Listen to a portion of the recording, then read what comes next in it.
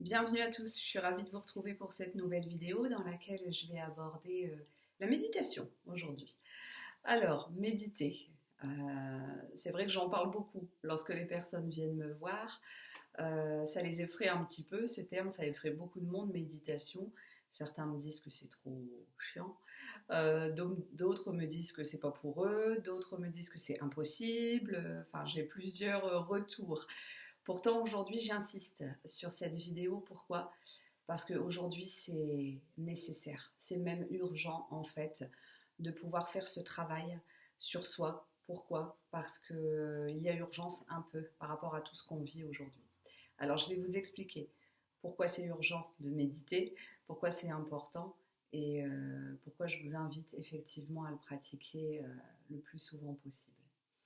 Alors, méditer, c'est quoi? Méditer, c'est prendre conscience du moment présent, ici, maintenant. En fait, qu'est-ce que va vous apporter la méditation? Ça va favoriser votre bien-être. Ça, c'est indéniable. Ça va diminuer votre stress, ça va diminuer votre anxiété et ça va effectivement libérer votre esprit de toute contrariété. Ça va créer à l'intérieur de vous en fait un espace de paix, de sérénité où vous allez enfin pouvoir, j'allais dire, vous toucher, où vous allez enfin pouvoir connaître, comprendre, ressentir qui vous êtes. Ça va vous permettre effectivement de traverser les difficultés, puisque ça va les alléger considérablement. La perception que vous allez avoir de ce monde extérieur va du coup changer, et du coup ce monde extérieur va changer grâce à ça. N'oubliez pas en fait, méditer va vous permettre de changer le monde. Pourquoi? Parce que on ne voit que ce que l'on croit. Ce monde, s'il est tel qu'il est aujourd'hui, c'est parce que nous l'avons rendu comme ça. Alors, je ne veux culpabiliser personne, d'accord? C'est un constat qu'on fait, il n'y a pas de jugement, il n'y a pas de culpabilité. C'est justement grâce, si je peux dire, aux événements actuels et grâce à ce que nous avons fait de cette planète qu'on peut du coup effectivement s'interroger du pourquoi, du comment et qu'on arrive à ce genre de réflexion. Donc il n'y a rien à renier, il n'y a rien à regretter en fait. On accepte et on en tire des leçons, des conséquences pour pouvoir commencer à opérer un changement à l'intérieur de nous. Alors je vous ai dit, on ne voit que ce que l'on croit. Nous avons créé ce monde-là. Nous l'avons créé parce qu'il y a cette dualité à l'intérieur de nous entre notre esprit qui est sain et notre mental, notre ego qui lui se nourrit de notre colère, de notre peur, de notre tristesse, des conflits, de la séparation, de la division. Le fait de méditer va vous rapprocher effectivement de votre esprit qui est sain, va vous ramener à ce que vous êtes vous. Et plus vous irez de ce côté-là, plus vos pensées seront positives et du coup, plus vos créations seront positives et plus cette planète se portera mieux et plus tout le monde ira mieux. Voilà pourquoi il est presque urgent et vital aujourd'hui de méditer. Alors, la méditation, c'est de la pleine conscience. C'est-à-dire que c'est d'être conscient de ce qui se passe dans l'instant présent, l'ici et maintenant. Il n'y a plus de passé, il n'y a pas de futur. On est vraiment dans l'instant présent au niveau intérieur et au niveau extérieur, qui est exactement la même chose, que je vous explique. Au niveau extérieur, la pleine conscience va s'opérer beaucoup à travers nos 5 sens, avec ce que l'on voit, ce que l'on entend, ce que l'on sent, ce que l'on touche, ce qu'on ressent au niveau de notre corps, ce que l'on goûte si on est en train de manger quelque chose. Mais ça, si on est attentif à tous ces 5 sens dans l'instant présent, on fait de la pleine conscience et c'est considéré comme de la méditation. Et il y a aussi donc cette pleine conscience intérieure pour aller ressentir ce qui se passe à l'intérieur de nous, aller créer cet espace, aller créer, il existe cet espace, mais aller le trouver en fait, cet espace de paix et de sérénité. Donc là, je dis toujours qu'on utilise d'autres sens, pas les 5 sens qui nous mettent en lien avec le monde extérieur, c'est d'autres sens à l'intérieur de nous. Et la méditation nous aide à faire ça. Alors, la méditation, c'est pour qui? Alors, en fait, j'aurais tendance à vous dire que c'est pour tout le monde. Tout le monde, tout le monde. Il faut faire avec ce que l'on est, bien sûr, du mieux que l'on peut, avec beaucoup d'humilité et de bienveillance. Donc, tout le monde est capable de méditer, sans exception. Quand? Ça, on pose souvent la question. Sabine, c'est mieux le matin, le soir? En fait, Je ne vais surtout pas vous dire qu'il y a un moment privilégié pour méditer. Pourquoi? Pour la simple et bonne raison que votre mental va tout de suite résister à ça. Il va trouver des bonnes excuses.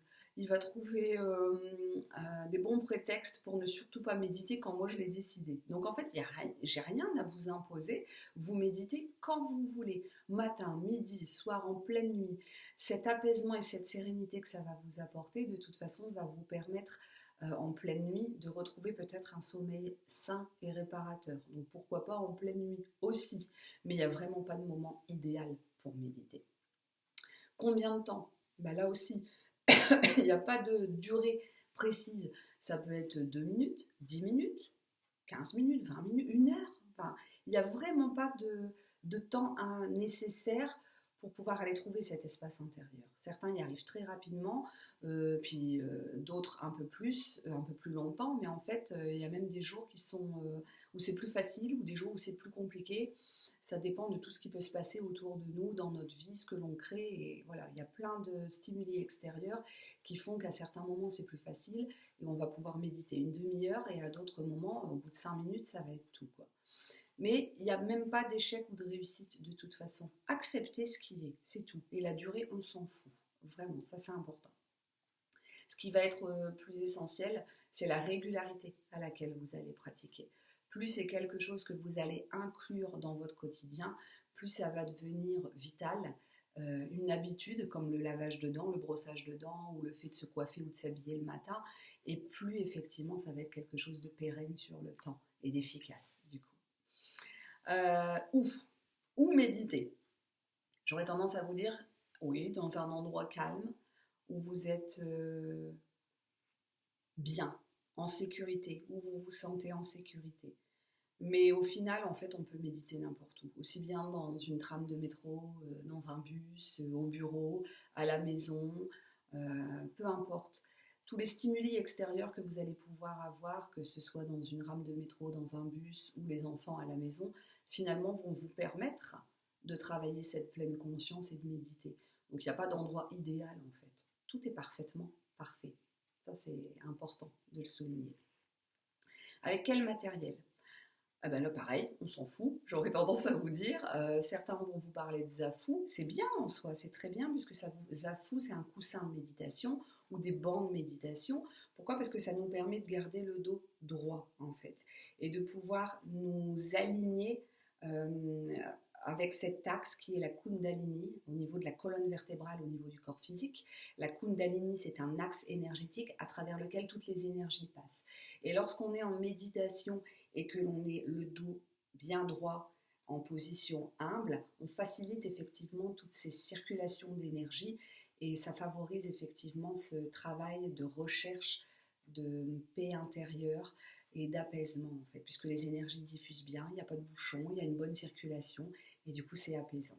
Donc effectivement, le Zafu, le banc de méditation vont vous aider à avoir cette posture droite. Ceci dit, une chaise de cuisine aussi, et où vous asseoir par terre, c'est exactement la même chose. Vraiment. Et donc il n'y a pas de matériel idéal, honnêtement.